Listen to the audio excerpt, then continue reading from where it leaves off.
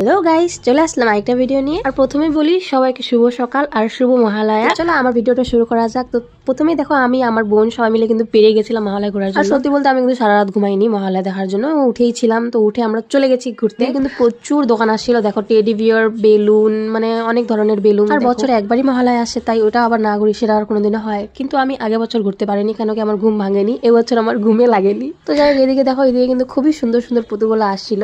কিন্তু কি করবো, আমাদের তো ছোট বয়স চলে গেছে, আমরা এখন বড় হয়ে গেছি, নিয়েও কি করব। তা আমার মনটা বলতেছিল যে সবগুলা পুতুল নিয়ে একদম বাড়িতে সাজা রাখি, কিন্তু কি করব, অত টাকা তো আমার কাছে না। বয়সটা বেড়ে গেলেও সব কিন্তু বাচ্চার মতনই আছে আমার। ফ্লিপকার্ট, মিশোতে সবাই কাপড় দেখে, কি দেখে, কিন্তু আমি টেডি বিয়ার দেখি। ভাবি যে অর্ডার দিব, কিন্তু আমাকে লজ্জা লাগে অনেক, তাই দিই না।